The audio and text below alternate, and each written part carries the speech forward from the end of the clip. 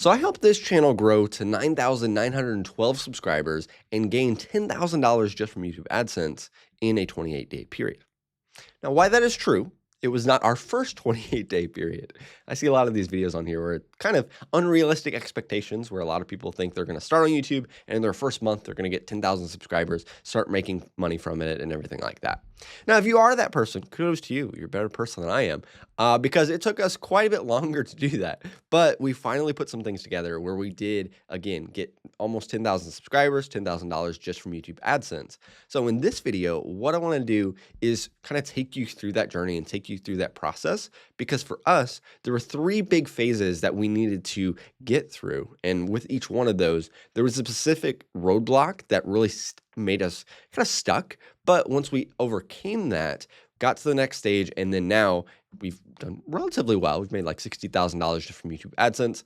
So that's what I want to do in this video. So if you're new here, I'm Jimmy. I like to make these kind of raw and uncut videos, just sharing my experience with YouTube, sharing the things that I really believe in, and hopefully they'll be applicable and helpful to you. So jumping in here, basically the first thing, and this is where most people start, there's one mistake people are making over and over again, and I think it's probably the #1 reason that they're not successful on YouTube. And I always like to explain it with the analogy of going to the gym. Now, if you have been trying to go to the gym for a while, you'll kind of understand where I'm coming from here. So for me, it was years and years of me thinking about going to the gym and then never actually doing it. I mean, I pick up some dumbbells, do a couple sets, but there was nothing that I was actually consistent with it. And then there was one guy I was talking to, and it was the new year, and he's like, dude, I need to lose like 30 pounds. I'm like, okay, cool. Like, what's the plan for it?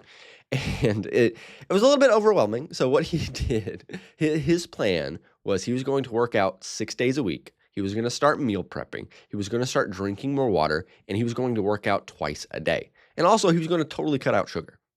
You know, just all those things all at once. So I'm like, dude, if you do all that, very quickly, you're going to lose that 30 pounds. But in the back of my mind, I'm like, okay, there's probably about a 2% chance that he actually sticks with this. And then, spoiler alert, he did not stick with it, and he did not lose the 30 pounds. And for me, when I actually finally got into working out and doing it consistently, I was almost on the other end of the spectrum. And I think this is really applicable to YouTube. So, like I said, years and years of me not doing it. And then finally, I read a book called Atomic Habits by James Clear. Super popular, very good read if you've not read it. If you've heard good things, like actually read it. But so I read the book, and one of the things that he's talking about is if you want to actually change the way that you live, you want to build a habit, you need to start almost embarrassingly small. So I did that. I started embarrassingly small, where my goal was not to even go to the gym. My goal was to master the art of showing up by doing 10 push-ups a day. Just 10 push-ups a day. I would do it right after I got out of the shower, just do 10 push-ups. And I did it literally for 40 days straight, did 10 push-ups a day. Now you might be saying, you do 10 push-ups a day, you probably were not very muscular after that. And you're right. I got basically 0 gains from doing that, but I mastered the art of showing up first. And then from there, I was able to go to the gym. And because I had done that consistently, I went almost 100 workouts without missing a single day. And then after that, literally like 4.5 years of consistency came from that first super small, almost embarrassingly easy habit. So for YouTube, I did the same thing. Like on my own channel, years and years of procrastinating, thinking about having all the best strategies, trying to get the best gear, all this kind of stuff.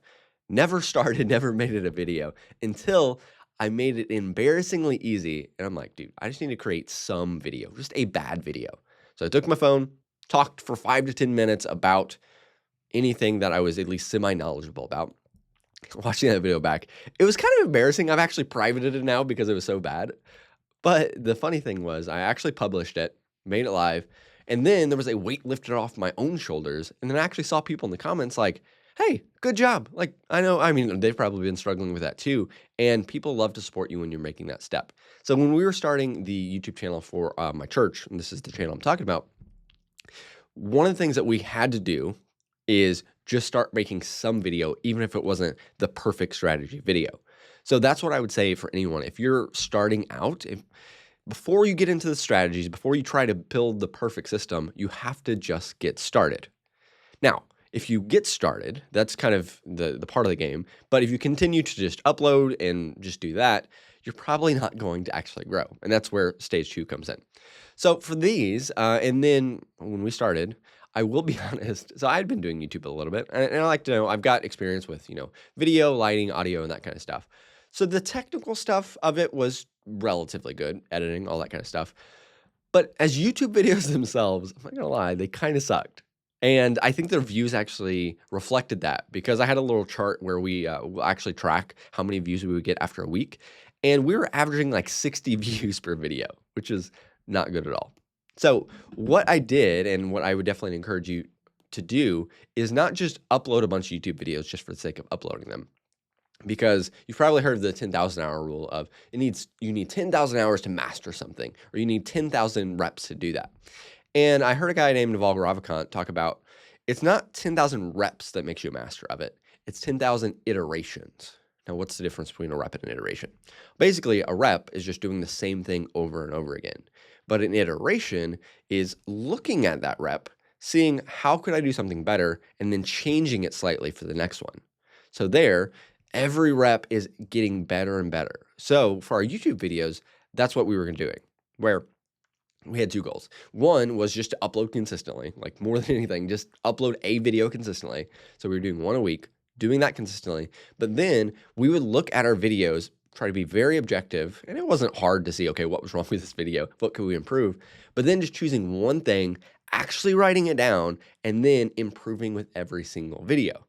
So then, video 1 compared to video 50, we were so much better, just on-camera presence, the lighting, the audio, the structure of it, the storytelling, the hooks, the title, the thumbnail. There's a million things that you can improve with your YouTube videos. So just choose one, and then from there, every single video, don't just make it a rep, but actually make it an iteration. Now, we did that for quite a while. Actually, it took us 450 days to go from basically 0 to 10,000 subscribers. And we're like, okay, sweet. But there was one thing that changed for us that really took us to an entirely new level, where to get from 10,000 to 20,000 subscribers, instead of 450 days, it took us 40 days to do it because we found out some things. And this is where phase 3 comes in. So how that actually started for us is, again, we had probably our most viewed video of a regular video was probably 500 views. And then we had an interview with another guy that had a popular YouTube channel, and that got like 4,000 views, which at that point we're like, okay, we've made it. Like, we understand this YouTube thing. We're doing well. We're getting hundreds of views and even thousands of views. And then we had one video, a little bit of backstory. So we have our pastor, which is kind of an older guy. Sorry if you're watching this, Brett. He's an older guy. And then we have our other guy, Chris, which is kind of the youth pastor. And Chris was super into Christian rap. And there was a Christian rapper named NF who was releasing a new song for the first time in like 2 years. And Chris, being kind of a fan of YouTube and a fan of this specific genre, he's like, hey, I've seen people make a reaction video to this guy, or just to music in general. I think it would be really interesting because Chris is like a super big NF fan. And Brett, the older guy, I keep calling him older guy, sorry. He, not a fan, didn't even know who NF was. So what we did is we made a video where they both reacted to this song. And within a couple days, that video didn't get 500 views. It didn't get 4,000 views. It got 100,000 views, which totally blew our mind. And it took us from, we were like, you have to have 1,000 subscribers and 4,000 hours of watch time to get monetized on YouTube. And it was taking so long to get to the 4,000 hours of watch time. We would get like 12 per video. But then in one video, it took us from where we were to being totally monetized. So our minds were like totally blown. But then we had to kind of take a step back and figure out, what did we do differently there? Because that video, relatively speaking, was pretty easy to produce. Like, some of our other videos, we would take like hours and hours to script. I had one video that it took me 6 hours to edit, and it got 87 views, which was very sad for me. I'm like, I tried so hard on this video and no one likes it, which is fine. It's fine. But then we were trying to figure out, okay, what actually makes a difference between, okay, putting a little bit of effort in and getting 100,000 views. And what we found out was there's a couple things that really impact. So I like to call this stage, we have getting started. Phase 2 is getting good at actually making videos. And phase 3 is getting smart. So how can we get smart and be strategic so that we're getting a lot more for the work that we're putting in?